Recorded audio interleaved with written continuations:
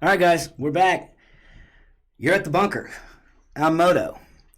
We're going to talk about this bombshell sex scandal stuff coming out about Mr. Jeffrey Epstein and his good friends, the Clintons. So we're going to climb down this rabbit hole, or attempt to. Believe me, it is dark and convoluted.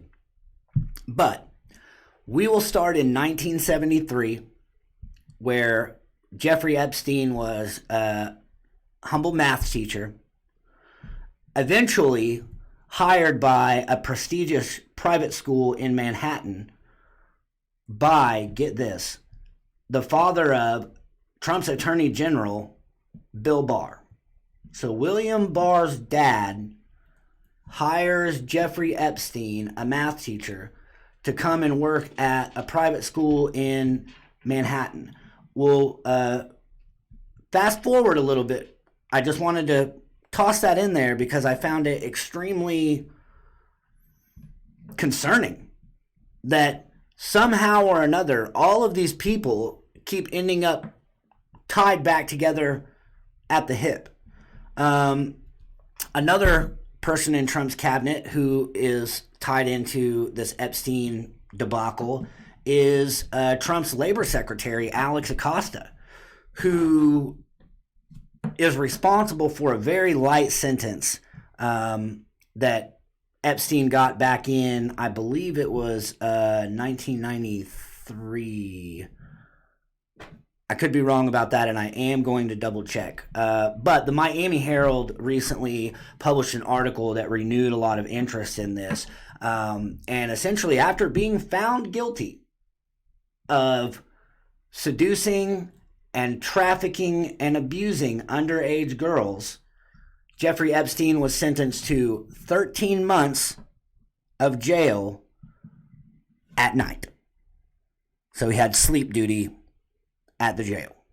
During the day, he could go and do whatever it was he wanted, which was probably abuse and sell more young girls.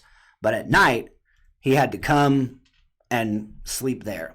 And he had to register as a sex offender, which we're told now by the New York police that he has not checked in one single time that he's been required to as a registered sex offender. So the way that this came back out is very odd also, because it's not federal prosecutors that picked the case back up, and it's actually not even any of Jeffrey Epstein's victims that have picked up the case directly with Epstein or related to the original charges. So what's happened here is a girl by the name of Virginia Roberts, one of Epstein's victims, had broken silence about the charges and about Epstein's sex trafficking ring. Well, his ex-girlfriend, Jeffrey Epstein's, came out as she was involved in the accusations also as a groomer and a recruiter for these girls. She came out and called Virginia Roberts a liar. Well, that opened up a suit for defamation by Virginia Roberts, because she could prove in a court of law, actually, that she was not lying because it was public record. They found Epstein guilty. So she sues the ex-girlfriend. Now, here's where we get another big name that pops into the mix that's very, very odd. Jeffrey Epstein's former lawyer is none other than Alan Dershowitz. So Dershowitz comes behind the suit filed by Virginia Roberts against Jeffrey Epstein's ex-girlfriend and files a suit against Virginia Roberts and her attorneys for defamation and various other things. This is all law. This is all legal fare. This is all lawfare. It's just a high-paid slobber knocker of these rock star attorneys. The other attorney, whose name rings a bell, who worked for Jeffrey Epstein, was Ken Starr. So Ken Starr and Dershowitz would even go and research the background and the activities of someone's attorney to try to bully them around in these cases. But what's odd about it is that now Dershowitz is pushing this lawsuit against Virginia Roberts because it will force the courts to unseal 2,000 documents that were related to the original case. And Dershowitz will make the point that it's public interest and now, people need to know. I personally would like to see all of these documents. So despite whatever it was that led us to this point, I want to see these documents. And I think that Jeffrey Epstein is probably a placeholder for many other very well-off pedophiles and powerful people who are involved in all of this. Remember, there's thousands of sealed indictments right now. They unsealed this one against Jeffrey Epstein, but there's thousands of indictments that probably mirror it perfectly. I also saw that authorities in Chicago had arrested R. Kelly on federal sex trafficking crimes also. So something is happening. There's a record number of child sex trafficking and sex trafficking charges being followed through on from President Trump's presidency. Now remember, the FBI and the authorities knew that Epstein was doing these things. He was an informant for the FBI under Bob Mueller.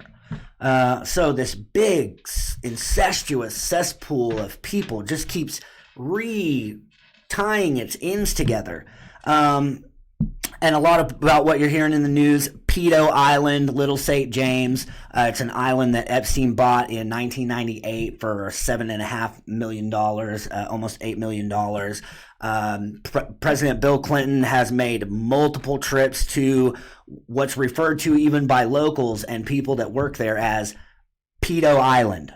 Okay? Now, President Clinton has even ditched his Secret Service detail to go and gallivant across this island that also has it's so arrogant and just shameless of these people. There is even a temple structure on a mount on this island with an owl on top that resembles the one from Bohemian Grove. But before I get kicked off the internet for being a conspiracy theorist, I digress. So, like I said, this is a very big tangled mess. There's not a simple answer. This is not part of a Q plan or anything like that to take down Epstein and have dominoes fall. This is, I would say, probably a legal opportunity that happened organically and without the presence of mind of Virginia Roberts or her attorneys to sue Jeffrey Epstein's ex-girlfriend for defamation. I don't know that we would even be seeing any of this hit the light of day again. But now mainstream media has to cover it. We're going to hopefully get to see these 2,000 documents. So more coming. But remember, we've had former speakers of the House that we know were having young boys delivered to their D.C. apartments. We've found foreign spies that are driving top-level Democrats around. They're hiring Pakistani terrorists who are trying to flee the country. So, all of these illegal fundraising agreements with Debbie Wasserman Schultz and Hillary Clinton and the DNC and Fox News firing Bill O'Reilly but hiring Donna Brazile. There's a mess.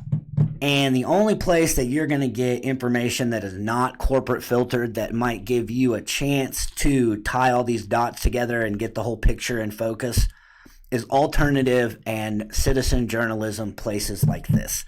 So projects like ours, please continue to support them. You've seen our production value getting better, and we are going to keep coming.